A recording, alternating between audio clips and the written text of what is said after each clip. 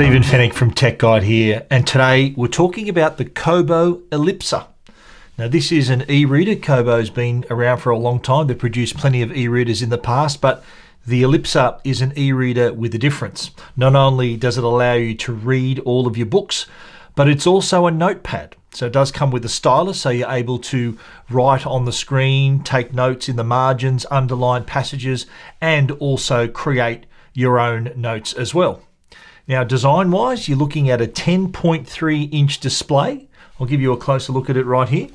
This is the Kobo Elipsa, 10.3 inch screen, and same kind of layout as you'd see on a regular e-reader, but with the Kobo, you're getting this much larger screen. So your books, you can fit a lot more text in one screen. Even when you enlarge the text, it does allow you to still keep a lot of text on the screen. Normally, if you enlarge the font, you're only getting a couple of paragraphs on the screen, but having a screen of this size means that you can still fit a fair amount of text on the page.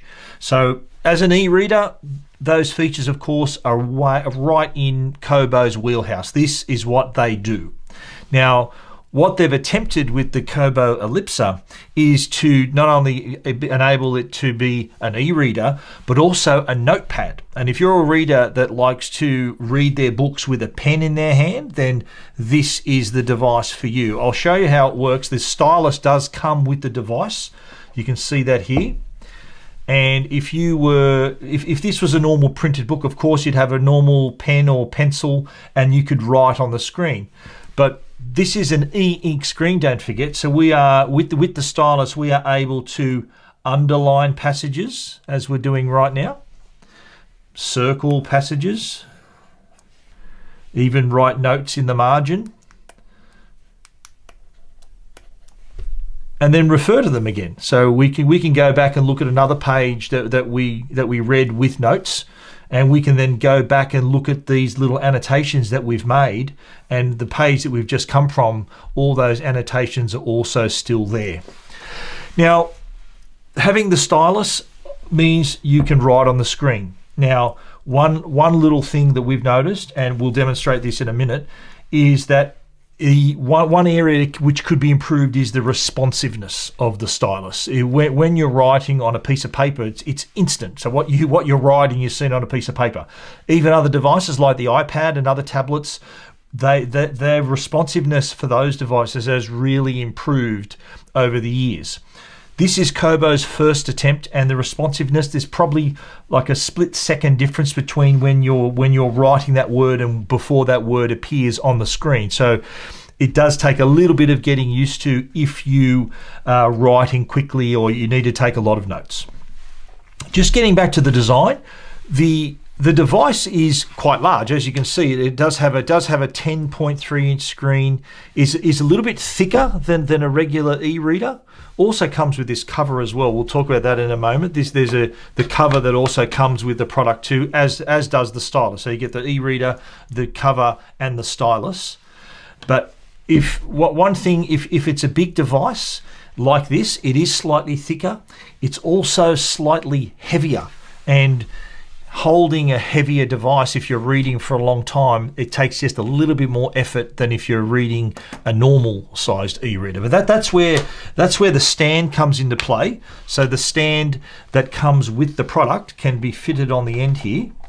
We'll slot that in there, and it attaches magnetically. So we can actually we can put the stand and arrange it so that we can read a little bit more comfortably. So that's arranged at an angle, so we're able to elevate the screen and put it in a comfortable position to read, just like that. So that's positioned at an angle now, so we can read or write without having to hold the device the whole time. So yes, it's heavier, and if you're reading constantly, it's going to be heavy to hold it for a long time. But the stand, as you saw, does make that a little bit easier. If you're enjoying this video, we'd love you to like and also hit the subscribe button and the bell so you get notified of all future videos. Another great feature of the Kobo Elipsa is the battery. As with other e-readers, the battery on the Elipsa lasts for up to 2 weeks. Even if you're reading regularly, you can not have to charge the device for up to 2 weeks. So if you go on a holiday, for example, you might be away for a week, that means you won't have to charge your device until you get back. So another great feature of the Kobo Elipsa. Now, as we mentioned, the Kobo Elipsa is not just an e-reader, but it's also a notepad. And we've also demonstrated that you can take notes, write in the margins, underline passages while you're reading a book, or if you upload a document to the device, you can also annotate that document in the same way.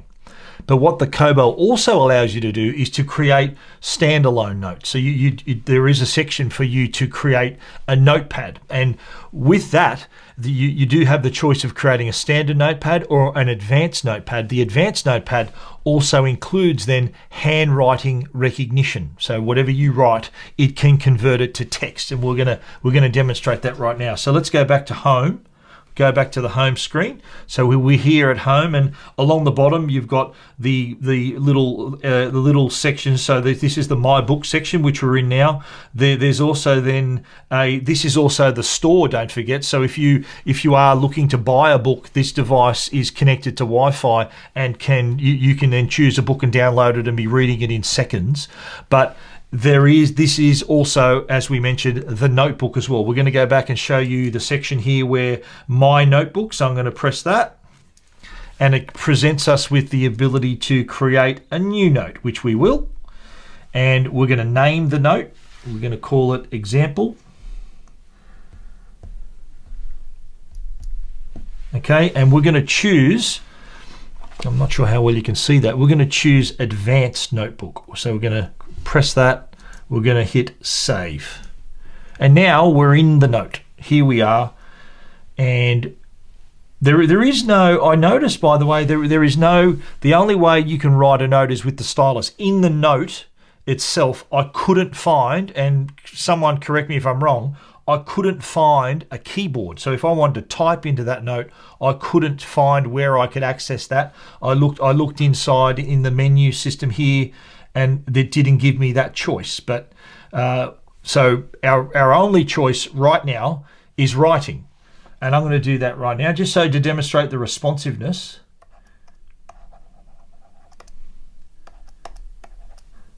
I'm writing, this is my writing. So what we're going to do is come up to the top here. We're going to hit convert all. Whoops. I just hit clear page, cancel that. We're going to try that again. We're going to hit convert all. And there it is there. It has converted it very accurately. As you can see, it says, this is my writing.